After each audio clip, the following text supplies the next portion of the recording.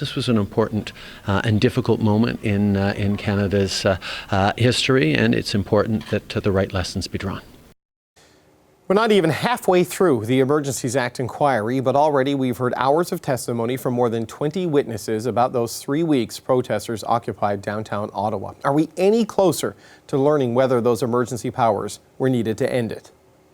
Stephanie Carvin is an associate professor at Carleton University's Norman Paterson School of International Affairs. Professor Carvin specializes in national security issues.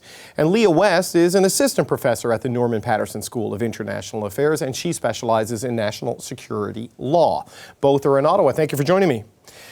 Leah West, I'd like to start with you if I could. I mean, based on what we've heard to date, do we have a sense yet of whether the government was justified in using the Emergencies Act? No. I don't think that we do, meaning I don't think that it's been established firmly one way or the other.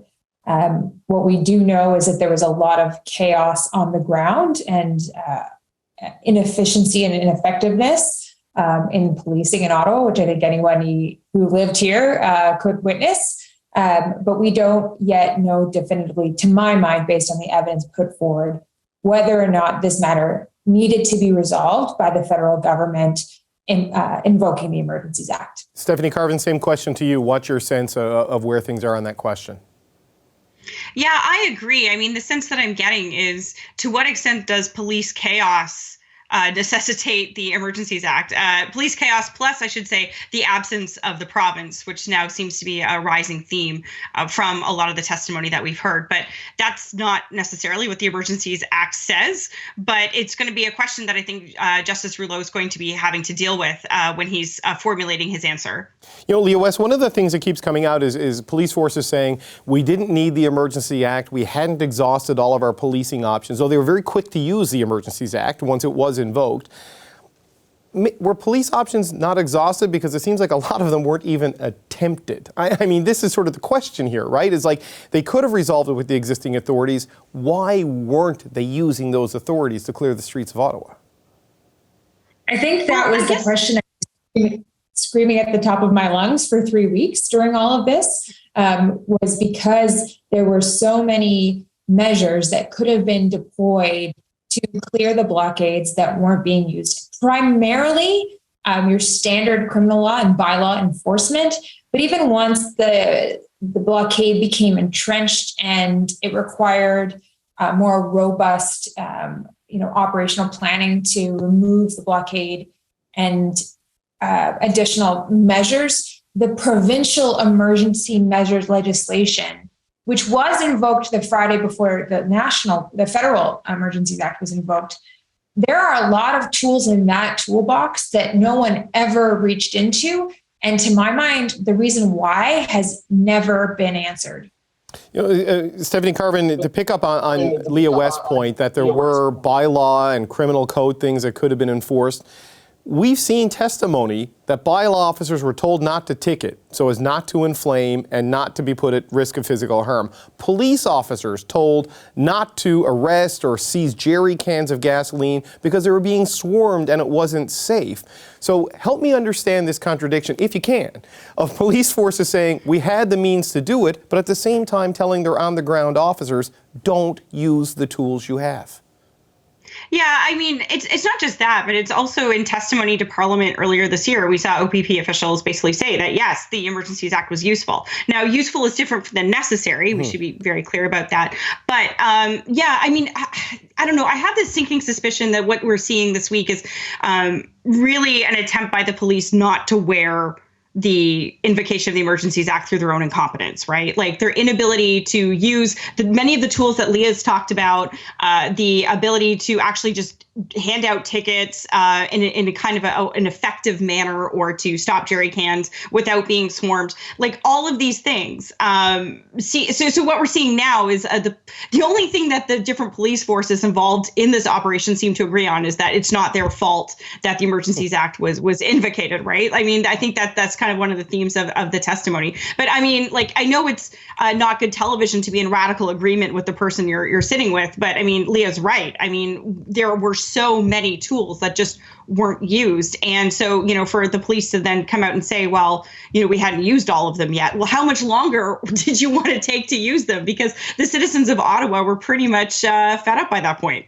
Well, and Leah West, I want to pick up on that point, because on the show last night, I kind of made the point, I don't know if it was necessary or not, but this cocktail of incompetence and infighting and inaction made it inevitable. And I just wonder, what is the national government supposed to do if all the way down the chain inaction leads to this situation? I mean, when the other areas of government aren't doing the job? Well, it's great to play armchair quarterback and say all of the other things the federal government could have done. But one thing they certainly could have done was call on the provincial government to step up, either privately or publicly. And I haven't seen any evidence of that really being a measure that the Trudeau government took to say, look, you've got the tools, Ontario, this is your mess, step up and resolve this, or we'll step in. I didn't hear that at any point, and I haven't seen that in any of the documentation. And to me, I wonder why that is. It got to the point where it became seemingly clear that the province wasn't going to act. And so the federal government needed to act. But the question is, did they need to act by invoking the Emergencies Act? Right. That's the question before the committee. Was it appropriate to invoke the Emergencies Act? I think everyone in Ottawa would agree that it was appropriate at the time because the provincial government wasn't fulfilling its jurisdiction. But the question is it necessary to invoke the Emergencies Act? Were there other tools that could have been done? Was there other action the federal government could have taken to force the province to step up to the plate? And that, to me, still hasn't been answered. Well, and just on that point, and not to contradict you, but just to remind people, they did try to get the province to come to this tripartite table, as they were calling it, right, with the federal, provincial, and municipal officials, and the province wanted no part of it. So that created some challenges just there in terms of cooperation. But, Stephanie Carvin, you made the point that the citizens of Ottawa couldn't endure anymore. But the Government of Canada lawyer in the cross of Commissioner Carrique yesterday laid out all the other places where stuff was happening, right? The Windsor Bridge, Cornwall, Toronto. Yes. Okay. He sort of built this constellation of protests and counter-protests all around the province and across the country. The OPP dealt with more than 130 other protests during the Ottawa occupation. I mean, when you look at it in its totality, does it rise to the level of a national emergency, of a national security threat? Because Carrique and them said they didn't need the Emergencies Act, but he did call it a national security threat in testimony at committee and at the inquiry.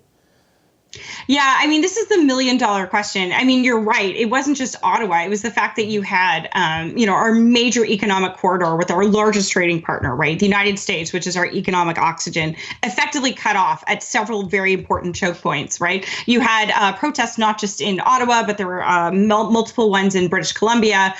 There was a large protest, of course, in Winnipeg, and then in Quebec City, and then, of course, Ottawa. And then there were some attempts to set some up in places like Toronto and other cities as well. So this was, it was a nationwide movement. And of course, this happened, before the Emergencies Act was invoked. But of course, the arrest at Coutts, Alberta, of individuals on suspicion of a plot to kill up to 12 RCMP officers. So, I mean, it's hard to say. The Emergencies Act is specifically tied to the CSIS Act, right? The threats to the security of Canada in the CSIS Act. And it looks like the government of Canada was relying on a 2C, which is kind of large scale kind of political violence and things like this that going forward.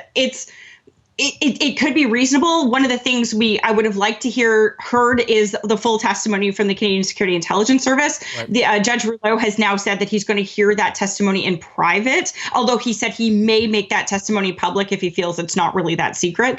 But I think that it's going to be really interesting to know what the national security authorities thought. Certainly, there was a lot of criticism from them or about them from former police chief Slowly here in Ottawa today. But there's still more to the story that I think needs to be told before I'm really happy to say either way. Okay, we're tight on time. Leah West, just jump in on that. We're tight on time to be the last point.